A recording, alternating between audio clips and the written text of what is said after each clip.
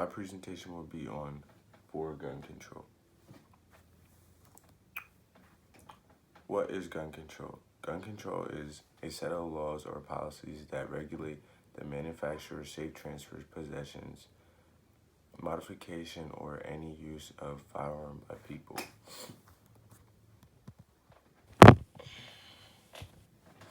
Gun control statistics. Mass gun control laws would reduce gun deaths. From 1999 to 2016, there were a total of 500,000 deaths with a gun. The American Journal of Public Health found that the legal purchase of a handgun appears to be associated with a long-lasting increased risk of violent death. More gun control laws are needed to protect women from domestic abusers and stalkers. A woman is more likely to be murdered if a gun is involved. Guns are hardly used when trying to defend yourself. Out of all the violent crimes committed, 29 million, only a little amount of people used a gun to protect themselves. Real ways we can reduce gun violence. There are so many safety features in a car that reduce getting killed.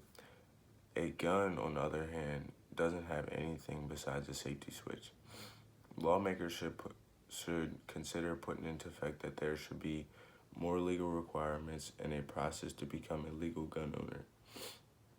Going through a gun safety classes, background check, limit on how many guns you can have. Doctors are very important because if you own a gun or are thinking about owning one, they can provide you with good information.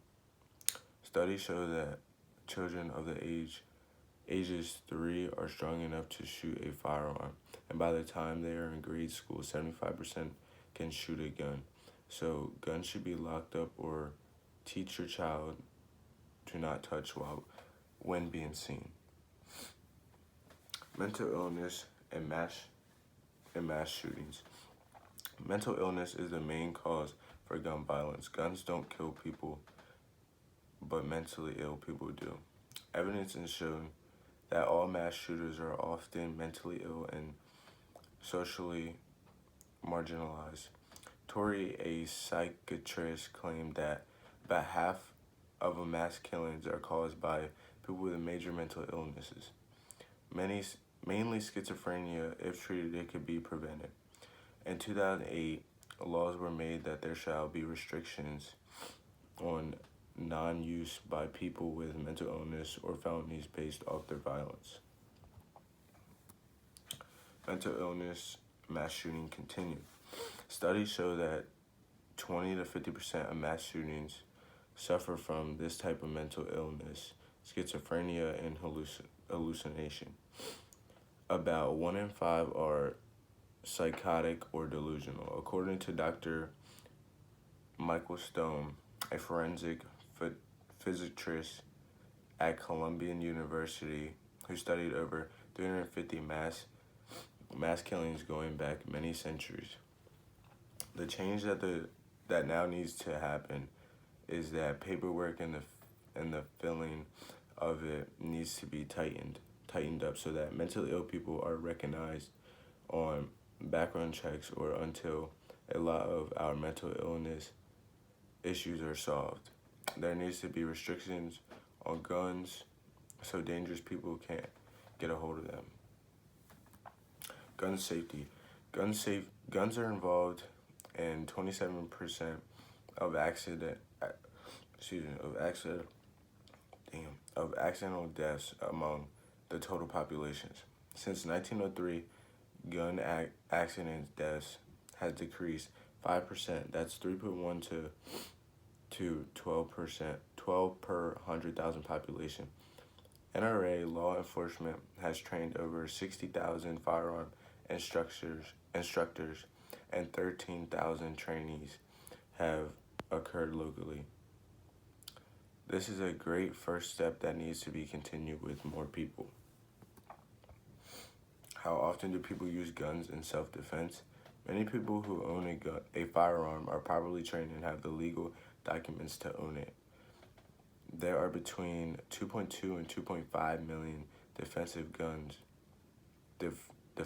gun uses annually as studied by criminologists Gary Kleck and Mark Gertz.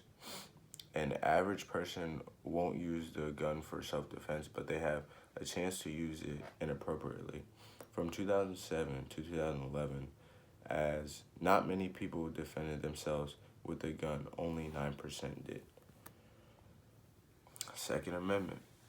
The Second Amendment allows gun ownership, and the amendment will not violate that right. The bill represents common solutions that will respect the rights of a gun owner, but also at the same time keep the firearms out of hands of criminals and the mentally ill. Will reduce homicides and accidental deaths. Safeguards that could help gun control. Laws for gun control and procedures are taken. License for all gun owners must be 18 years of age and valid for 5 years. Must have carrying license for the firearm that is being carried. Gun buyers need to present a valid reason on why they're purchasing. Background checks will be taken into account. And failure to complete or comply with any of these laws, punishment will be taken. For example, a fine, imprisonment, and also suspension and maybe reclass. Supporting data. The U.S. has the highest firearm and homicide rate. By overlooking this graph, it will show that gun ownership does not need to be permanently banned, but some common sense regulations and laws need to be followed to bring down the gun violence and homicide rate. Pros of gun control. Stricter gun regulations could result in less deaths, less violent crimes, less threats, and a lot of people would feel a lot safer.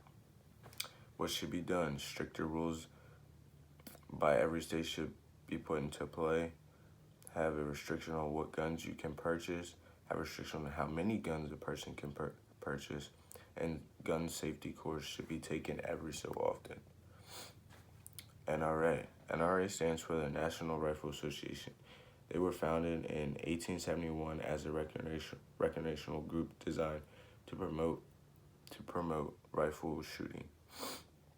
The NRA is now the most powerful movement in the U.S. $250 million per year is spent by the NRA to influence people about gun control. They like to argue their point that they remain heavily on more guns make the country safer. And me personally, I do believe that, and I think more guns in this country would be a lot safer, and they are not a threat. So thank you for tuning into my PowerPoint, and talk to you later.